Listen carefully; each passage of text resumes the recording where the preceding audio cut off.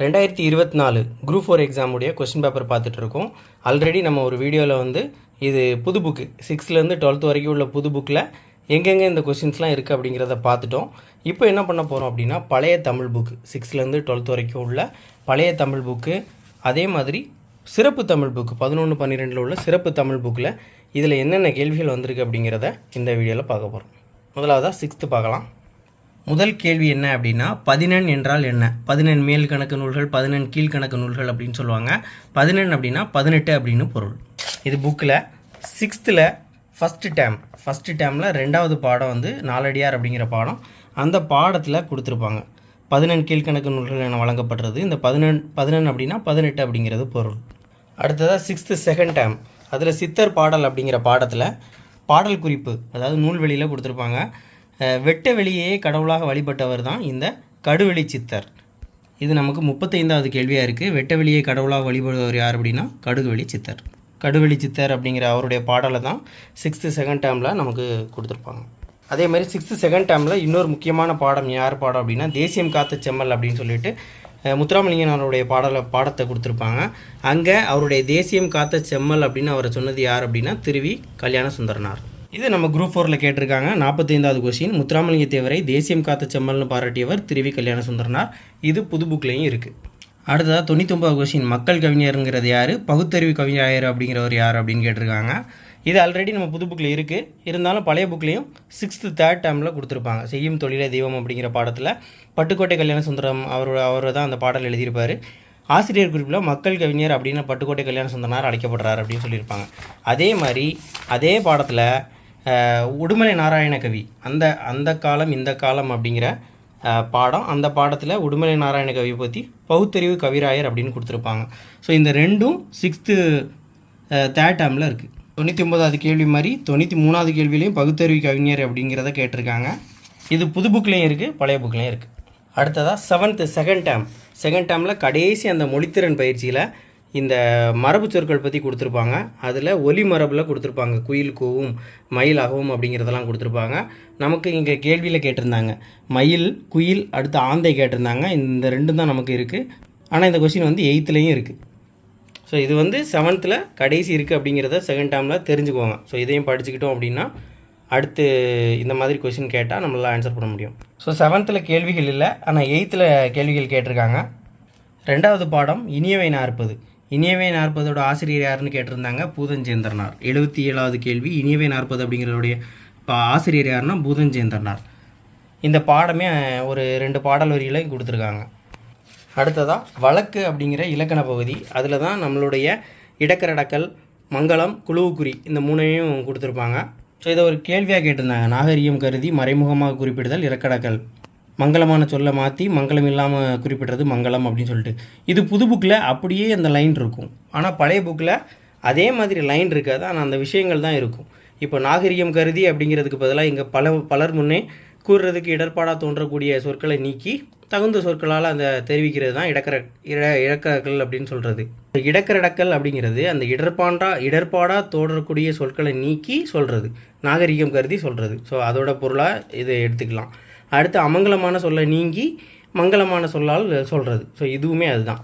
அடுத்து தகுதியான சொற்களை பேசுகிறது தான் இந்த 3ஐயும் சொல்லியிருக்காங்க.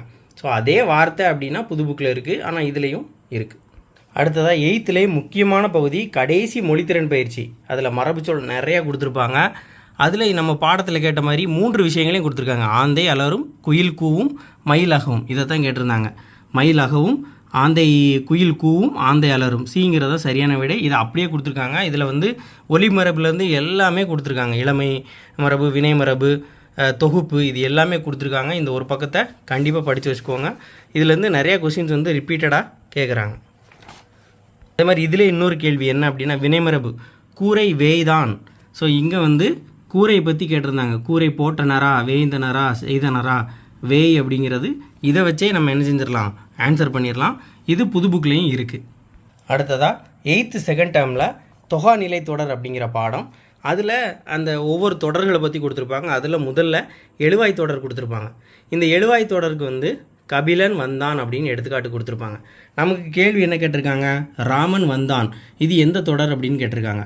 ராமன் அப்படிங்கிற பெயர் இங்கே கபிலன் அப்படிங்கிற பெயர் மட்டும்தான் மாறுது. மற்றபடி ஒரு பெயர் கொடுத்து அதுக்கப்புறம் வந்தான் அப்படின்னு கொடுத்தா அந்த எழுவாயை தொடர்ந்து வந்தான் அப்படிங்கிற பயனிலை வந்ததுனால அது எழுவாய் தொடர் அப்படின்னு சொல்கிறோம். ஸோ இதை வச்சு இந்த கேள்விக்கு நம்மளால் ஆன்சர் பண்ண முடியும். ஸோ இந்த கேள்வி புக்கிலேருந்து எடுத்ததாகவே நம்ம எடுத்துக்கலாம். அடுத்த கேள்வி ஆகுபெயர். அதே பாடத்தில் அதே புக்கில் தான் ஆகுபெயர் கொடுத்துருப்பாங்க. மல்லிகை சூடினால் அப்படிங்கிறது பொருளாகு பெயர். இங்கே கொடுத்துருக்காங்க பாருங்கள். மல்லிகை சூடினால் என்பது என்ன அப்படின்னா பொருளாகு பெயர். இது புது புக்லேயும் இதே எடுத்துக்காட்டு தான் கொடுத்துருக்காங்க. மல்லிகை சூடினால் அப்படிங்கிறது பொருளாகு பெயர். அடுத்ததாக 8th 3rd term. அதில் முதல் பாடம் தமிழர் வானியல் அப்படிங்கிற பாடம். அந்த பாடத்தில் கடைசியில் கொடுத்துருப்பாங்க வளவன் ஏவா வானூர்தி அப்படிங்கிறது புறநானூர்லேருந்து கேட்டிருக்காங்க அப்படின்னு சொல்லியிருப்பாங்க. ஸோ இதை கேட்டிருக்காங்க. வளவன் ஏவா வானூர்தி அப்படிங்கிறது எங்கே இடம்பெற்றிருக்கு அப்படின்னா புறநானூறு. இது ஓல்டு 10th 8th புது புக்கில் 9th 3 இடத்துல இந்த வளவன் ஏவா வானூர்தி அப்படிங்கிறது இருக்குது. அடுத்ததாக 8th பழைய புக்கில் ரொம்ப முக்கியமான ஒரு பாடம் என்ன அப்படின்னா தேவநேய பாவாணருடைய பாடம். அவரை பற்றி ரிப்பீட்டடாக இதில் கொஷின்ஸ் கேட்டுகிட்டே இருக்காங்க. ஸோ இந்த குரூப் 4ல் 2 கேள்வி கேட்டிருந்தாங்க. ஒன்று என்ன அப்படின்னா தமிழ் பெருங்காவலர் அப்படின்னு அழைக்கப்படுறவர் யார் அப்படின்னா தேவநேய பாவாணர். 90வது கேள்வியாக கேட்டிருக்காங்க பாருங்கள். தமிழ் பெருங்காவலர் அப்படின்னு சிறப்பு பேருக்குரியவர் யார் அப்படின்னா தேவநேய பாவாணர். இது பழைய புக்கில் மட்டும்தான் இந்த விஷயம் கொடுத்துருக்காங்க. அதே மாதிரி பாவாணருடைய வாழ்க்கையில் நடந்த ஒரு சம்பவம், எனக்கு வறுமையும் உண்டு மனைவி மக்களும் உண்டு அதோட மானமும் உண்டு சொன்னவர் யார் அப்படின்னா தேவநேய பாவாணர் தான். இதுவும் பழைய புக்கில் மட்டும்தான் இருக்குது. இதை 97வது கேள்வியாக கேட்டிருக்காங்க. எனக்கு வறுமையும் உண்டு மனைவி மக்களும் உண்டு அவற்றோட மானமும் உண்டு அப்படின்னு கூறிய தமிழறிஞர் யார் அப்படின்னா தேவநேய பாவாணர். இப்போ இந்த பாடத்திலே 2 கேள்வி கேட்டிருக்காங்க. அடுத்து இதில் ஒரு முக்கியமான ஒரு பாடம் இலக்கியத்தில் நகைச்சுவை அப்படிங்கிற பாடம். அந்த பாடத்துலேருந்து ஒரு கேள்வி கேட்டிருக்காங்க. கவி காலமேகம் தொடர்பான ஒரு கேள்வி. இது புது புக்கில் பழைய புக்கில் மட்டும்தான் இருக்குது. வாழங்கே நீண்டு எழுந்த வல்லுகி எங்கே வல்லுகிறெங்கே 4 காலங்கே அப்படின்னு சொல்லிட்டு இந்த கவிராயர்களை குரங்கு அப்படிங்கிற பொருள் படம் காலமேக புலவர் பாடியிருப்பார். நமக்கு இது 85வது கேள்வியாக கொடுத்துருப்பாங்க. வாழங்கே நீண்டு வந்த வல்லுகிறங்கே நாங்கள் கொடுத்துருக்கா பாருங்கள். வாழங்கே நீண்டு வந்த வல்லுகிறங்கே. இதை தொடங்கக்கூடிய பாடலை பாடியவர் யார் அப்படின்னா கவி காலமேகம். அடுத்ததாக 9th 1st termலேருந்து ஒரு கேள்வி கேட்டிருக்காங்க. என்ன கேள்வி அப்படின்னா பாரதியார் பாடிய பாடல்களில் ஒன்று என்ன அப்படின்னா குயில் பாட்டு. இந்த குயில் பாட்டு பொறுத்த வரைக்கும் பாரதியாரோட பாடல்களில் எல்லா இடத்துலையும் கொடுத்துருப்பாங்க. சிறந்த படைப்பாளரான பாரதியார் குயில் பாட்டு கண்ணன் பாட்டு குயில் பாட்டு பாஞ்சாலி சபதம் இந்த 3ஐயும் கொடுத்துருப்பாங்க. பாரதியார் இடம்பெறக்கூடிய எல்லா பாடத்துலையும் கொடுத்துருப்பாங்க. அப்போ இந்த கேள்வி பழைய புக்லேயும் இருக்குது புது புக்லேயும் இருக்குது. அடுத்ததாக அதே 9th கடற்பயணம் அப்படின்னு ஒரு பாடம் இருக்கும். ஸோ கடற்பயணத்தில் நிறைய முக்கியமான சங்ககால விஷயத்தை கொடுத்துருப்பாங்க. அதில் கடல் பற்றி கொடுத்துருப்பாங்க. ஆழி கடலுடைய சிறப்பு பெயர்கள் ஆழி ஆர்கழி முன்னீர் வாரணம் பவ்வம் பறவை புனரி அப்படிங்கிறதெல்லாம் கொடுத்துருப்பாங்க. மரக்கலத்துக்கும் பெயர்களை கொடுத்துருப்பாங்க. இதை நமக்கு பொருந்தாச்சொல் அப்படிங்கிற தலைப்பில் கேட்டிருந்தாங்க. 58வது கேள்வியாக கடலோட வேறு பெயர்கள் கடல் இங்கே கடல் அடுத்ததாக கடல் பறவை ஆழி இந்த 3 கடலுடைய பெயர்கள். ஆறுங்கிறது மட்டும் பொருந்தாது. ஆழி பறவை கடல் இந்த 3 கொடுத்துருந்தாங்க. அடுத்ததாக 2வது பருவம். 2வது பருவத்தில் பிழை திருத்தம் தொடர்பான ஒரு கேள்வி. ஒருமை பன்மை பிழையை திருத்துற மாதிரி நிறைய கேட்டிருக்காங்க. அது ஒரு புக் பேக் கொஸ்டின் தான். எங்களூரில் புலவர் ஒருத்தர் வாழ்ந்தார் அப்படிங்கிறது. ஸோ இது 68வது கேட்டிருக்காங்க பாருங்கள். எங்களூரில் புலவர் ஒருவர் வாழ்ந்தனர் அப்படின்னு கொடுத்துருக்கிறத நமக்கு 4 ஆப்ஷனில் கொடுத்துருக்காங்க. வாழ்ந்தார் அப்படிங்கிறது தான் சரியானது. அப்போ இந்த மாதிரி கொஸ்டின்ஸை வாழ்ந்தார் அப்படின்னு நம்ம எழுதியிருக்கோம். இந்த மாதிரி கொஸ்டினை நம்ம ப்ராக்டிஸ் பண்ணி பார்த்தோம் அப்படின்னா அது இங்கே கொஸ்டினாக கேட்டு வைக்கிறாங்க. ஸோ இது பழைய புக்கில் ஒரு புக் பேக்கில் கொஸ்டினாக கேட்டிருக்காங்க. முதல் பாடத்திலே உள்ள மொழித்திறன் பயிற்சியில் கேட்டிருக்காங்க. இது பழைய புக்கில் மட்டும்தான் இருக்குது. அதே மாதிரி பழைய புக்கில் மட்டும்தான் இருக்கிற இன்னொரு கொஸ்டின் பார்க்க போகிறோம். என்ன அப்படின்னா திருவி கல்யாண சுந்தரனாருடைய தமிழ் பணி அப்படிங்கிற அந்த பாடம் 9th 2nd term. அதில் காந்தியடிகள் தமிழகம் வந்த போதெல்லாம் அவரது மேடை பேச்சினை மொழிபெயர்த்தவர் இவரே அப்படின்னு கொடுத்துருப்பாங்க. யார் அப்படின்னா திருவிக்கு அவர்கள் தான். கேள்வியாக கேட்டிருக்காங்க. 37வது கேள்வி காந்தியடிகள் தமிழகம் வந்த போதெல்லாம் அவரது மேடை பேச்சினை மொழிபெயர்த்தவர் திருவிக்க. இது பழைய புக்கில் மட்டும்தான் இருக்குது. அதே மாதிரி அடுத்து ரொம்ப ரொம்ப ஒரு முக்கியமான பாடம் என்ன அப்படின்னா நோய் தீர்க்கும் மூலிகைகள்.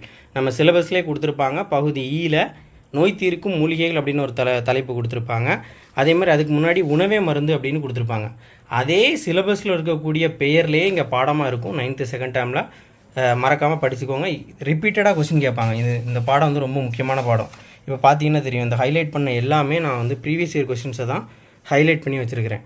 அப்போ இது எவ்வளோ முக்கியமான கொஸ்டின்ஸ்லாம் கேட்டிருக்காங்க. இது 2019 கேட்டது, இது 2014 கேட்டது. ஸோ இதை மாதிரி திரும்ப திரும்ப கேட்குறாங்க. இந்த தடவை என்ன கேட்டிருந்தாங்க அப்படின்னா மஞ்சள் காமாலைக்கு எளிய மருந்தாக பயன்படுறது எது அப்படின்னு கேட்டிருந்தாங்க. அதில் ஆப்ஷனில் என்னெல்லாம் கொடுத்துருந்தாங்க அப்படின்னா மஞ்சள் காமாலைக்கு எளிய மருந்தாக பயன்படக்கூடியது கீழ்காய் நெல்லி, கீழா நெல்லி, கீழ்வாய் நெல்லி அப்படின்னு இவை 3 அப்படின்லாம் கொடுத்துருந்தாங்க. இப்போ கீழா நெல்லி நமக்கு தெரியுங்கிறதுக்காக டக்குன்னு அடிச்சிடக்கூடாது, எல்லா ஆப்ஷனையும் பார்த்துட்டு தான் அடிக்கணும். இவை 3 ஏன்னா அந்த 2 பெயர்களும் கொடுத்துருக்காங்க. கீழ்காய் நெல்லி, கீழா நெல்லி, கீழ்வாய் நெல்லி இது எல்லாமே அதை தான் குறிக்கும். மஞ்சள் காமாலைக்கு மருந்தாக பயன்படுகிறது. அடுத்ததாக 9th ரொம்ப ரொம்ப முக்கியமான பாடம் 9th தேர்ட் டேர்மில் கடைசி இலக்கண பகுதியாக இருக்கக்கூடிய யாப்பு செய்யுள் உறுப்புகள் அடித்தொடை அப்படிங்கிறத கொடுத்துருப்பாங்க. அதுலேருந்து எப்போதுமே கொஸ்டின்ஸ் வந்து கேட்டுகிட்டே இருக்காங்க. ஏன்னா அது மோனை எதுகை. போன குரூப் 4 என்ன கேட்டிருந்தாங்க, தொடை எத்தனை வகைப்படும் அப்படின்னு கேட்டிருந்தாங்க. அதே மாதிரி இந்த குரூப் 4 என்ன கேட்டிருந்தாங்கன்னா மோனையை பற்றி எதுகையை பற்றி ஒரு கேள்வி கேட்டிருந்தாங்க. 3வது கேள்வியாக கேட்டிருக்காங்க. ஒரு அடியில் முதல் 3 4 1 3 4 அப்படிங்கிற சீர்களில் முதல் எழுத்து வந்து அளவுத்து நிற்க 2ஆம் எழுத்து ஒன்றி வர தொடுக்கிறது என்ன எதுகைன்னு கேட்டிருக்காங்க. அப்போது 1 3 4 அப்படின்னா மேற்கதுவாய் மோனை, ஆப்ஷன் டிங்கிறது தான் சரியானது. இதில் என்ன அப்படின்னா இந்த மோனை எதுகை கண்டுபிடிக்கிறதுக்கு பின்னாடி ஒரு பாக்ஸ் கொடுத்துருப்பாங்க. ஸோ இது வந்து 1 2 வந்துச்சுன்னா இணை, 1 3 வந்துச்சுன்னா 12 13 அடுத்து 14 அடுத்து 1 2 3 இந்த 1 அப்படியே வச்சுக்கோங்க 2 3 அதுக்கப்புறம் இதை மாற்றி போடுவோம். இதை விட்டுட்டு இந்த 2ம் அடுத்து இதை விட்டுட்டு இந்த 2ம் கடைசி எல்லாம். ஸோ இப்படி ஞாபகம் வச்சுக்கலாம். அதேமாதிரி இதை எப்படி ஞாபகம் வச்சுக்கலாம்னா இப்போது ஒரு கூழ் குடித்தா மேலே இருந்து கீழ் வரைக்கும் முற்றிலும் ஜில்லுன்னு இருக்கும். ஸோ இப்படி ஷார்ட்கட் ஞாபகம் வச்சுக்கலாம். இப்போங்கிறது போ, ஒரு கூளை கூழ் குடித்தா மேலிருந்து கீழ் வரைக்கும் மேல் கீழ் முற்றிலும் ஜில்லுன்னு இருக்கும். இங்கே 12 13 14 ஞாபகம் வச்சுக்கலாம். அடுத்து 123 எழுதிட்டு 1 2 3 இந்த 1 அப்படியே வரும். அதுக்கடுத்து இதை விட்டுட்டு இதை எழுத போகிறோம் இந்த 2ஐயும். அடுத்து இந்த சென்டரை விட்டுட்டு இந்த 2ஐயும் எழுத போகிறோம். ஸோ ABBCCன்னு எழுதுவோம்ல அந்த மெத்தட் படி கடைசி உள்ளதுக்கு எல்லாமே வரும். ஸோ இதை வந்து நம்ம தெரிஞ்சுக்கிட்டா மோனை எதுகையில் என்ன கேட்டாலும் அடிச்சிடலாம். இப்போ பாருங்கள் 16வது கேள்வி கேட்டிருக்காங்க. 16ல் படமாட கோவில் பகவருக்கு 1 ஈயல் அப்படின்னு கொடுத்துருக்காங்க. இங்கே அப்போ 1வது இதில் வரல, இதிலே வரல, அப்போது இதில் மட்டும்தான் வந்திருக்கு. 1வதுலேயும் 3வதுலேயும் மட்டும்தான் வந்திருக்கு. அப்போது 1 3 அப்போ 12க்கு அடுத்து 13 வரும் அப்படி தானே. ஸோ இப்போது இந்த போங்கிறது தான் வரும். அப்போ 13 அப்படின்னா 1 3னா பொழிப்பு மோனை. அதே மாதிரி மோனை எதுகையில் இன்னொரு கேள்வியும் கேட்டிருந்தாங்க. 6வது கேள்வி மோனை சிம்பிளாக மோனை எது அப்படின்னு கேட்டிருந்தாங்க. நந்தவனம் நற்றமிழ் நேன. அப்போ மோனை எதுகையிலே 3 கேள்விகள் கேட்டிருந்தாங்க.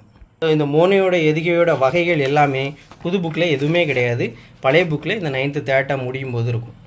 அடுத்ததாக 10th பழைய புக்கு, அதில் திரைப்படக்கலை உருவான கதை அப்படிங்கிற ஒரு பாடம் இருக்கும். அந்த பாடத்துலேருந்து ஒரு கேள்வி கேட்டிருக்காங்க. என்ன கேள்வி, உலகின் பல்வேறு பகுதியில் நடக்கக்கூடிய நிகழ்வுகளை படமாக காட்டுறதுக்கு என்ன பேர் அப்படின்னு கேட்டிருக்காங்க. செய்தி படம் அப்படிங்கிறதா சரியான விடை. இங்கே கொடுத்துருக்காங்க பாருங்கள், செய்தி படம். உலகில் பல்வேறு பகுதிகளில் நடக்கக்கூடிய நிகழ்ச்சிகளை படமாக காட்டுறது செய்தி படம் அப்படின்னு கொடுத்துருப்பாங்க. அதே மாதிரி விளக்கப்படத்துக்கும் கல்வி படத்துக்கும் எல்லாத்துக்குமே விளக்கம் கொடுத்துருப்பாங்க. திரைப்படக்கலை அப்படிங்கிறது கலையோட வகைகளில் ஒன்றா கொடுத்துருப்பாங்க நம்ம சிலபஸில் பகுதி ஈயில். ஸோ அதனால் அதை தெரிஞ்சுக்கிறது நல்லது இந்த பாடத்தை. அடுத்ததாக 10th முக்கியமான பாடம் என்ன அப்படின்னா தமிழ் மொழியில் அறிவியல் சிந்தனைகள். ஏன்னா இதே பேரில் நம்ம சிலபஸ்லேயும் கொடுத்துருப்பாங்க. தமிழ் மொழியில் அறிவியல் சிந்தனைகள் அப்படிங்கிறது பகுதியில் கொடுத்துருப்பாங்க. ஸோ இதில் 2 கேள்வி. வளவன் ஏவா வானூர்தி அப்படிங்கிறது புறநானூரில் இருக்குது. ஆனால் இது வந்து புது புக்லேயும் இருக்குது, பழைய புக்லேயும் 8th இருக்குது. அதே மாதிரி இன்னொரு கேள்வி, இதுவும் புது புக்கில் இருக்குது. அது எதற்கும் பயன்படாத நிலம் தான் வந்து கலர் நிலம். அதனை பயவா கலரணியர் கல்லாதவர். அந்த கலர் நிலம் போன்றவர்கள் தான் யார், கல்லாதவர்கள் அப்படின்னு திருவள்ளுவர் சொல்லதாக குறிப்பிட்டிருக்காங்க. இதில் கொடுத்துருப்பாங்க பாருங்கள், பயனில்லாத கலர் நிலத்துக்கு ஒப்பானவர் யார் அப்படின்னா கல்லாதவர்கள். ஆனால் இது எக்ஸாக்டாக இது புக் பேக் கொஸ்டினாக புது புக்கில் இருக்குது. ஸோ இந்த பாடத்தில் அறிவியல் சிந்தனைகள் தொடர்பாக இருக்கிறதுனால திரும்ப நிறைய கேள்விகள் கேட்பாங்க. அடுத்ததாக ரொம்ப முக்கியமான பாடம் என்ன பாடம் அப்படின்னா இயல் 8ல் உள்ள காந்தியம் அப்படிங்கிற பாடம். அதில் 49வது கேள்வி என்ன அப்படின்னா காந்தியடிகளை பொறுத்த வரைக்கும் 2 விஷயந்தான். ஒன்று ஹரிச்சந்திர நாடகம், இல்லைனா சிரவண பிதுர்பத்தி. இதில் எது நாடகம் எதை அவர் வந்து நூலில் படித்து தெரிஞ்சுக்கிட்டார் அப்படிங்கிறத தெரிஞ்சுக்கணும். காந்தியடிகள் பெற்றோரிடம் அன்பாக நடந்து கொள்ள காரணமாக அமைந்த நூல் எது அப்படின்னா சிரவண பிதுர்பத்தி. அதை இங்கே கொடுத்துருப்பாங்க பாருங்கள். காந்தியடிகள் இதில் கொடுத்துருக்காங்க பாருங்கள். காந்தியடிகள் வந்து சிரவண பிதுர்பத்தி அப்படிங்கிற ஒரு நாடக நூலை படிக்கிறாரு. அதில் சிரவணன் அப்படிங்கிற ஒரு இளைஞன் தன்னுடைய பார்வையற்ற தாய் தந்தையரை வந்து காவடி தூக்கி செல்லக்கூடிய காட்சி படம் இருக்குது. அதை பார்த்துட்டு தான் பெற்றோர்கிட்ட அன்பு செலுத்த விரும்பினார். அதே மாதிரி ஹரிச்சந்திரன் நாடகத்தை பார்க்குறாரு. இது வந்து நூல் வந்து படித்த நூல் வந்தது, பார்த்த நாடகம் தான் ஹரிச்சந்திரன். அதுக்கு பிறகு தான் உண்மை பேசணும் அப்படிங்கிற விஷயத்தை எடுத்துக்கிட்டாரு. இந்த மாதிரி காந்தி தாத்தாவுக்கு இந்த மாதிரி மீசெல்லாம் போட்டு வச்சுருக்காங்க ஸ்கூல் பசங்க. அடுத்து அதே பாடத்தில் தான் பின்னாடி புக் பேக்கில் பாக்ஸில் கொடுத்துருப்பாங்க. சோவியத் அறிஞர் தால்சதாய் வழிகாட்டுறதால திருக்குறள் மூலத்தை நேரடியாக படிக்க விரும்பியே தமிழ் பயில தொடங்கினேன் அப்படின்னு சொல்லிட்டு காந்தியடிகள் சொல்லியிருக்காரு. 2013 குரூப் 2லையும் கேட்டிருக்காங்க. நீங்கள் கேள்வியாக பார்த்தோம் அப்படின்னா 91வது கேள்வி, திருக்குறள் மூலத்தை நேரடியாக படிக்க விரும்பியே தமிழ் பயில தொடங்கினேன் அப்படின்னு சொன்னவர் யார் அப்படின்னா காந்தியடிகள். காந்தியடிகள் பாடத்தில் 2 கேள்வி. அதே மாதிரி இந்த மொழித்திறன் பயிற்சி 10th கடைசியாக கொடுத்துருப்பாங்க. அந்த மொழித்திறன் பயிற்சியில் இந்த இதுமே எல்லாமே கொடுத்துருக்காங்க. ஆனால் இது பழைய புது புக்கில் ஆல்ரெடி நம்ம 8th பார்த்துட்டோம். அடுத்ததாக 11th புக்கில் தொகை நூல்கள் அப்படிங்கிறதுல முதல்ல புறநானூறு கொடுத்துருப்பாங்க. கேள்வி என்ன அப்படின்னா, புறநானூற்றின் சில பாடல்களை ஆங்கிலத்தில் மொழிபெயர்த்தவர் யார்? ஜி போப் அப்படிங்கிறதான் சரியான விடை. இங்கே கேள்வியாக கொடுத்துருக்காங்க பாருங்கள். இந்த நூலில், அதாவது புறநானூற்றோட நூலில் சில பாடல்களை வந்து அறிஞர் ஜி போப் வந்து ஆங்கிலத்தில் மொழிபெயர்த்துள்ளார். இதே வரிகளை தான் இங்கே கேள்வியாக கேட்டிருக்காங்க. அடுத்ததாக மறுமலர்ச்சி பாடல்கள். அதில் வாழ்வினில் செம்மை செய்பவள் நீயே அப்படிங்கிறது இவருடைய தமிழ் வாழ்த்து பாடலை புதுவை அரசு தன்னுடைய தமிழ்தாய் வாழ்த்தாக ஏற்றுக்கொண்டுள்ளது அப்படின்னு சொல்லிட்டு நம்மளை யாரோட பற்றி சொல்லியிருப்பாங்க அப்படின்னா பாவேந்தர் பாரதிதாசனை பற்றி சொல்லியிருப்பாங்க. ஸோ இது புது புக்லேயும் இருக்குது, ஸோ பழைய புக்லேயும் இருக்குது. வாழ்வினில் செம்மை செய்பவள் நீயே அப்படிங்கிற தமிழ்தாய் வாழ்த்தை பாடியவர் யார் அப்படின்னா பாவேந்தர் பாரதிதாசன். அதை ஏற்றுக்கொண்ட அரசு என்ன அப்படின்னா புதுவை அரசு. அடுத்ததாக 12th தமிழ் புக்கு. அதில் தொடர்நிலை செய்யுள் 4வது செய்யுள் வந்து தொடர்நிலை செய்யுள். அதில் சிலப்பதிகாரம் பற்றி கொடுத்துருப்பாங்க. அதில் கொடுத்துருப்பாங்க முடிகெழு வேந்தர் மூவருக்கும் உரியது அடிகள் நீரே அருளுக அப்படின்னு சொல்லிட்டு இளங்கோவடிகளை அவர் வேண்டியிருப்பார். ஸோ அந்த முடிகெழு வேந்தர் மூவருக்கும் உரியது அப்படிங்கிறது சிலப்பதிகாரம். எக்ஸாக்டாக இந்த வார்த்தை இருக்கிறது பழைய 12th தான் இருக்குது. மற்றபடி இந்த மூவேந்தர் காப்பியம் அப்படின்னு கொடுத்துருப்பாங்க புது புக்கிலலாம். ஸோ அதை புரிஞ்சுக்கிட்டு போட்டாலும் சரி தான். ஏன்னா இது இருக்கிறது வந்து பழைய புக்கில் தான் இது இருக்குது. சிலப்பதிகாரம் பார்த்தாச்சு. அடுத்து கம்பராமாயணத்தில் 7ஆம் காண்டமாக உத்தரகாண்டம் என்னும் பகுதியை கம்பருடைய சமகாலத்தவராகிய ஒட்டக்குத்தர் இயற்றினார் அப்படின்னு கொடுத்துருப்பாங்க. இது நமக்கு 79வது கேள்வியாக கொடுத்துருக்காங்க. உத்தரகாண்டம் இயற்றியவர் யார் அப்படின்னா ஒட்டக்குத்தர். அடுத்ததாக தேம்பாவணியில் காப்பிய தலைவன் வளன் என்னும் சூசை மாமுனிவர். கேள்வி என்ன அப்படின்னு பார்த்தோம்னா தேம்பாவணியோட பாட்டுடைய தலைவன் யார்? இது புது புக்லேயும் இருக்குது, பழைய புக்லேயும் இருக்குது. அடுத்ததாக 12th உள்ள முக்கூடற்பள்ளு. அதே பாடல் வரிகள் எக்ஸாக்டாக சேரி மொழியார் செவ்விதிர் கிளந்து தேர்தல் வேண்டாது குறித்தது தோன்றி புலனென மொழி புலனுணர்ந்தோரே அப்படின்னு சொல்லிட்டு தொல்காப்பியர் குறிப்பிடக்கூடிய 8 வகை பிரிவில் புலன் அப்படிங்கிற இலக்கிய வகை சார்ந்தது வந்து பள்ளு வகை. இந்த எக்ஸாக்டாக அதே பாடல்களை கொடுத்து அதே வரிகளை கொடுத்து இது குறிப்பிடக்கூடிய இலக்கியம் எது அப்படின்னு கேட்டிருக்காங்க, பள்ளு. புது புக்கில் வந்து பாக்ஸில் கொடுத்துருப்பாங்க தொல்காப்பியர் குறிப்பிடக்கூடிய புலன் அப்படிங்கக்கூடிய சிற்றிலக்கியம் எது அப்படின்னு, பள்ளு. ஆனால் இங்கே பழைய புக்கில் உள்ள அந்த பாடல் வரிகள் அப்படியே கொடுத்து கேள்வி கேட்டிருக்காங்க. இது போன வருஷம் கேட்ட கேள்வி. உழவர்களுடைய வாழ்க்கையில் நடக்கக்கூடிய நிகழ்ச்சிகளை சொல்லக்கூடிய சிற்றிலக்கியம் எதுன்னு கேட்டிருப்பாங்க, பள்ளு. அடுத்த 12th சிக்கனம் அப்படிங்கிற செய்யுள் பகுதி கொடுத்துருப்பாங்க. சிக்கனம் அப்படிங்கிறது சுரதா அவர்களுடையதாக இருக்கும். இதில் அந்த பாடல் வரிகள் கொடுத்துருப்பாங்க. தமிழக அரசு வழங்கிய பாவேந்தர் நினைவு பரிசினை பெற்ற முதற் பாவலர் இவரே. இங்கே கேள்வி வந்து 92வது கேள்வி. தமிழக அரசுடைய பாவேந்தர் நினைவு பரிசினை பெற்ற முதல் பாவலர் யார் அப்படின்னா சுரதா.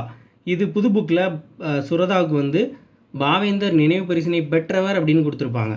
அதை நினைவு பரிசை பெற்ற முதல் பாவலர் அப்படின்னு கொடுத்துருக்கிறது இங்கே தான் கொடுத்துருக்காங்க, பெற்ற முதல் பாவலர் அப்படிங்கிறது.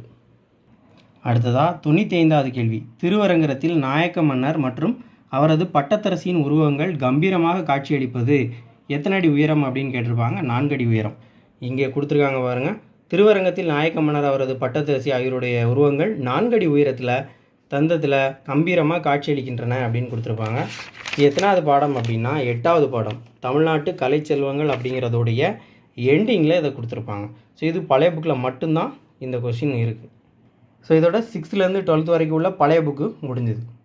அதே மாதிரி இந்த மணிமேகலை, சிலப்பதிகாரம், பெரிய புராணம், திருவிளையாடல் புராணம், இதோட ஆசிரியர்கள் பெயர்லாம் கேட்டிருக்காங்க. இது எல்லா புக்லேயுமே இருக்கும்.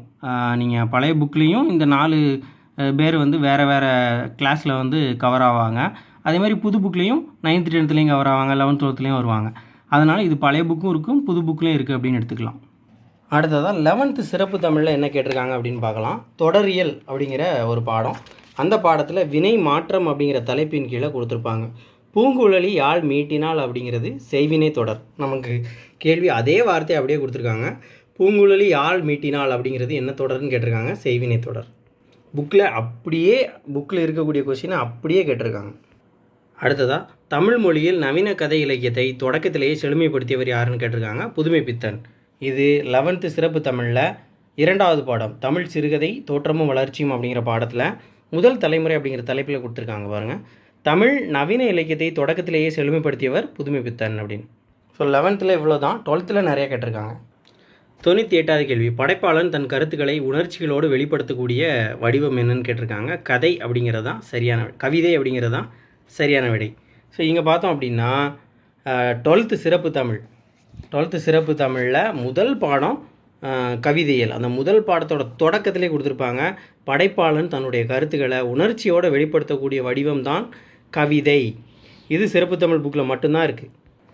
அதேமாரி நம்ம அப்படியே பார்த்தோம், என்னது இன்னா 40 இனியவை 40 ஆசிரியர் யாருன்னு பூதஞ்சேந்தனார், அதுவும் பாக்ஸில் கொடுத்துருக்காங்க.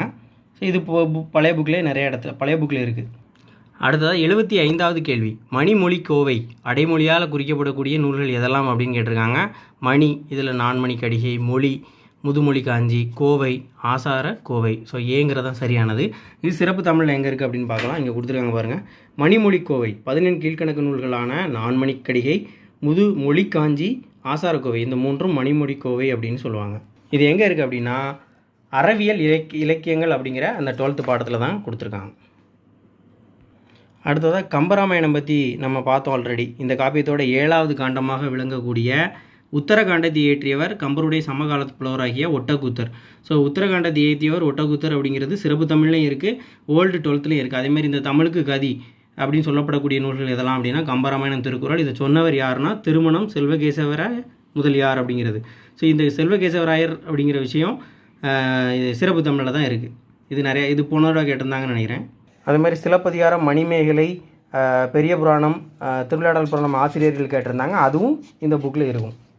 அடுத்ததாக ஆழ்வார்களிலிருந்து ஒரு கேள்வி, எனது திருவிருத்தம் என்னும் நூலின் ஆசிரியர் யார் அப்படின்னா நம்மாழ்வார். நம்ம திருவாயை வச்சுக்கிட்டு சும்மா இருக்கணும், திருவாய் அப்படிங்கிறத இதில் ஞாபகம் வச்சுக்கலாம். திருவாய் மொழி, திருவிருத்தம், இது எல்லாமே நம்மாழ்வார் அப்படிங்கிறது.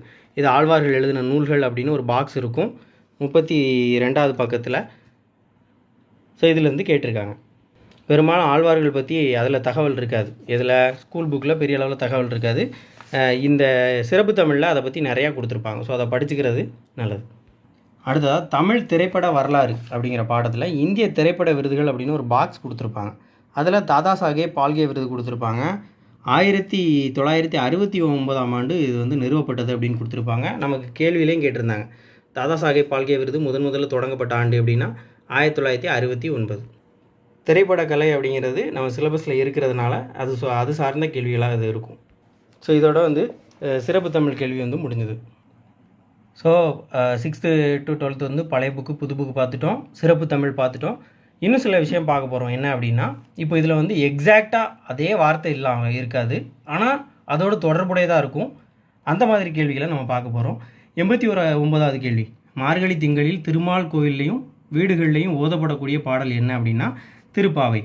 ஸோ இந்த கேள்வியோடு தொடர்புடையது எங்கே இருக்குது அப்படின்னா புது புக்கில் 8th தமிழில் 9வது பாடம் உயிர்குணங்கள் அப்படிங்கிற பாடம். இந்த உயிர் குணங்கள் அப்படிங்கிற பாடத்தில் மார்கழி திங்களில், அதாவது இங்கேயும் மார்கழி திங்களில் பொழுது விடியும் முன்னே பெண்கள் வந்து துயில் எழுவாங்க. பிற பெண்களை எழுப்பி கொண்டு ஆற்றுக்கு சென்று நீராடி இறைவனை வழிபடுவது வழக்கம். இதனை பாவை நோன்பு என்பார்கள். அந்த இறைவன் யார் அப்படின்னா திருமாலை வழிபடுறது. இங்கேயும் கொடுத்துருக்காங்க. அப்போது மார்கழி மாதம் திருமால் கோயில்லையும், ஸோ திருமால் கோயிலே வழிபட செல்லக்கூடிய பெண்கள் பிற பெண்களை எழுப்புறதாக ஆண்டாள் பாடிய பாடல் தான் திருப்பாவை. அப்போ நம்ம புத்தகத்தில் இருக்க வரைக்கும் மார்கழி திங்கள் திருமால் கோயிலில் பாடக்கூடிய பாடலுங்கிறது திருப்பாவை. ஸோ இதோட அதே வார்த்தை இல்லைனாலும் கிட்டத்தட்ட பொருந்தி வர்ற மாதிரி ஒரு வார்த்தையாக இது இருக்குது. அதேமாதிரி புது புக்கில் 8th யாப்பு இலக்கணம் 8வது பாடம். அந்த பாடத்தில் நான் ஒரு விஷயத்தை மிஸ் பண்ணிட்டேன். என்ன அப்படின்னா, அந்த வெண்பாவுடைய ஓசையை வந்து செப்பல் ஓசை அப்படிங்கிறத நம்ம பார்த்துட்டோம். ஆனால் இன்னொரு கேள்வி என்ன அப்படின்னா பொருந்தா சொல்லை கண்டறிய அப்படின்னு சொல்லிட்டு 4 வகையான ஓசை கொடுத்துருப்பாங்க. அதில் 4 வகை பா இருக்குது. அந்த பாவுடைய ஓசை என்னென்னா செப்பல் ஓசை, அகவல் ஓசை, துள்ளல் ஓசை, தூங்கல் ஓசை. இதில் செப்பல் ஓசை, அகவல் ஓசை, தூங்கல் ஓசை கொடுத்துருப்பாங்க. இது வந்து ஓங்கல் ஓசை அப்படிங்கிறது கிடையாது, தூங்கல் ஓசை. அப்போ தவறாக கொடுத்துருக்காங்க. அப்போது இதை பார்த்தா நம்ம என்ன செஞ்சிடலாம், ஆன்சர் பண்ணிடலாம். இந்த கொஸ்டினை மிஸ் பண்ணிட்டேன், ஸோ அதனால் இப்போ சொல்கிறேன். அடுத்ததாக 65வது கேள்வி என்ன அப்படின்னா, ஒரு தா அப்படிங்கிற ஒரு வேர்ச்சொல் கொடுத்து அதுக்கு வினையால் அணையும் பேர் கேட்டிருக்காங்க. இங்கே என்ன கொடுத்துருக்காங்க, வேர்ச்சொல் கொடுத்துருக்காங்க. வா அப்படிங்கிற வேர்ச்சொல் கொடுத்து வினை முச்சு கேட்டிருக்காங்க. ஆனால் இங்கே என்ன கேட்டிருக்காங்க, வினையால் அணையும் பேர் கேட்டிருக்காங்க. ஆனால் வேர்ச்சொல் கொடுத்துருக்காங்க. இங்கே என்னது, தா அப்படிங்கிற வேர்ச்சொல் கொடுத்துருக்காங்க. அந்த வேர்ச்சொல் கொடுத்து வினை முற்று கேட்டிருக்காங்க. தா, கான், பெரு, நீந்து, பாடு, கொடு.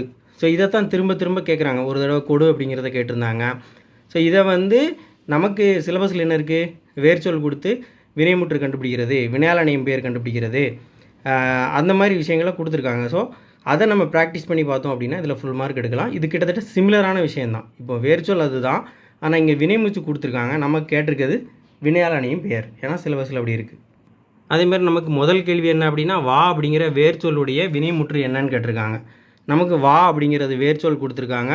அதுக்கு வினைமுற்று, இது எல்லாமே வினைமுற்று தான். ஆனால் இறந்த கால வினைமுற்று, நிகழ்கால வினைமுற்று, எதிர்கால வினைமுற்று. இதில் பார்த்தோம் அப்படின்னா அவள் வந்தாள் அப்படிங்கிறது தான் சரியாக இருக்கும். அப்போ அவள் வந்தாள் அப்படிங்கிற பொருளில் இங்கே இது வந்திருக்கு.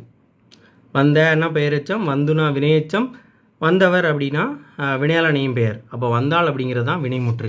அப்போது வா அப்படிங்கிற வேர்ச்சொல் கொடுத்து வினைமுற்று கேட்டிருக்காங்க.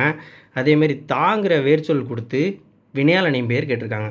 கிட்டத்தட்ட இது பொருந்தி வர்ற மாதிரி தான் இருக்கும். அடுத்ததாக ஒலி வேறுபாடு அறிந்து சரியான பொருள். சூல், ஷுல், சூல், சூல் அப்படிங்கிறது. இதில் நமக்கு 9th சீவக சிந்தாமணி பாடத்தில் ஒரு பொருள் கொடுத்துருப்பாங்க. சூல் அப்படிங்கிறதோட பொருள் வந்து கரு. இந்த சூல் அப்படிங்கிறதோடைய பொருள் வந்து கரு. அப்போ இதுக்கான விடை வந்து கரு அப்படின்னு இருக்கிறது இது மட்டும்தான். அதை வச்சு நம்ம செஞ்சிடலாம், ஆன்சர் பண்ணிடலாம். அதேமாதிரி சூள் உரைத்தல் அப்படின்னா ஏதாவது சபதம் போடுறது தான் சூள் உரைத்தல் அப்படின்னு சொல்லுவோம். அப்போது இது தெரிஞ்சாலும் நம்ம ஆன்சர் பண்ணலாம். நம்ம புக்கில் சூள் அப்படிங்கிறதுக்கு கரு அப்படிங்கிற பொருள் இருக்கிறனால அது தெரிஞ்சாலும் நம்மளால் ஆன்சர் பண்ண முடியும். ஸோ இப்போ எக்ஸாக்டாக இல்லாத வேல்யூவையும் நம்ம பார்த்துட்டோம். அடுத்ததாக ஒரு கொஸ்டின் மிஸ் பண்ணிட்டேன். என்ன அப்படின்னா புது புக்கில் உள்ளது 14வது கொஸ்டின், எதிர்ச்சொல் அறிதல். ஊக்கம் அப்படிங்கிறதோட எதிர்ச்சொல் என்ன அப்படின்னா சோர்வு. இது எங்கே இருக்குது அப்படின்னா புது 6th ஃபஸ்ட்டு டேம் புக்கில் 3வது பாடம் அறிவியல் ஆத்திச்சூடி. அந்த அறிவியல் ஆத்திச்சூடியில் பின்னாடி எதிர்ச்சொல் கொடுத்துருப்பாங்க. 4 எதிர்ச்சொல் கொடுத்து அதை பொறுத்துக்க மெத்தடில் கொடுத்துருப்பாங்க. அணுகு, ஐயம், ஊக்கம், உண்மை. அணுகு அப்படின்னா விலகு அப்படின்னு பொருள் எதிர்ச்சொல்.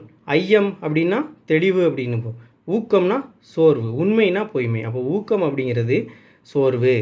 இதுவும் புக்கில் இருந்து தான் கேட்டிருக்காங்க. நான் அந்த கொஸ்டினை மிஸ் பண்ணிட்டேன், அதனால் இப்போ இதோட சேர்த்து சொல்கிறேன். அடுத்தது 57வது கேள்வி, மனக்குரங்கு அப்படிங்கிற சொல்லுக்கு இலக்கண குறிப்பு என்ன அப்படின்னு கேட்டிருக்காங்க.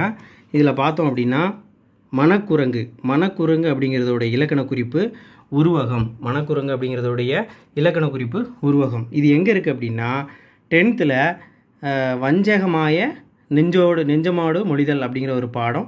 அந்த பாடம் மதுரகவி பாஸ்கர தாஸ் அப்படிங்கிறவர் எழுதின ஒரு பாடம். அவரை பற்றி கொடுத்துருந்துருக்காங்க. இது எப்போ அப்படின்னா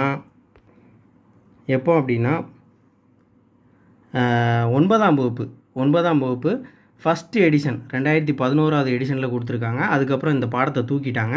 ஆனால் இந்த கொஷின் வந்து அங்கே தான் இருக்குது. அப்போ இதில் நம்ம பார்க்காத கேள்வி 57 பார்த்துட்டோம். பார்க்காத கேள்வி அப்படிங்கிறது 34, 5, 55, 60, 64 5 கேள்வியில் தான் புத்தகத்தில் இல்லாத கொஞ்சம் கூட இது இல்லாமல் கேட்டிருந்தாங்க, சம்மந்தம் இல்லாமல்.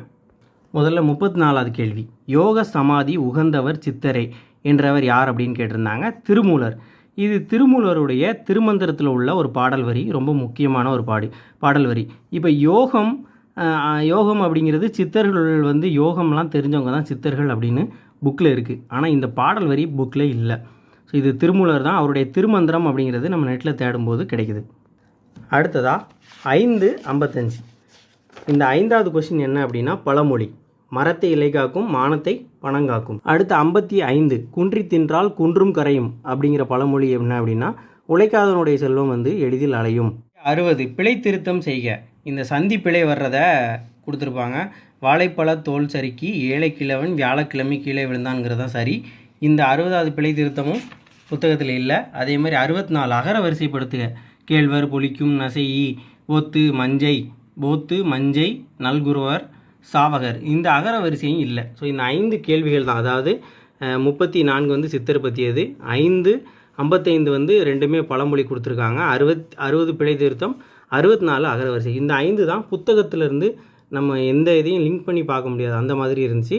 மற்ற எல்லாமே ஓரளவு இப்போ பார்த்தோம் அப்படின்னா இது க்ரீனில் மார்க் பண்ணியிருக்கிறது எல்லாமே பழைய புக்லேயும் புது புக்லேயும் காமனாக இருக்கக்கூடியது. ஒரு 20 கொஷின் வந்து ரெண்டுலேயும் 15லேருந்து 20 கொஷின் ரெண்டு பக்கமும் இருக்கும். மீதி அதிகமாக எதில் கேட்டிருக்காங்க அப்படின்னா புது புக்லேயும், கொஞ்சம் கம்மியாக பழைய புக்லேயும் கேட்டிருக்காங்க. ஸோ நம்ம குரூப் 4ல் தமிழில் கேட்ட முதல் கேள்வியிலேருந்து 100வது கேள்வி வரைக்கும் நம்ம எங்கே இருக்குதுன்னு பார்த்துட்டோம். 95 கேள்விகள் வந்து புத்தகத்துலேயும் 5 கேள்விகள் வந்து புத்தகத்தில் இல்லை. அது எந்தெந்த கேள்விகள்ங்கிறதையும் நம்ம முழுசாக பார்த்துட்டோம். ஸோ அடுத்து ஒரு வீடியோவில் பார்க்கலாம். நன்றி.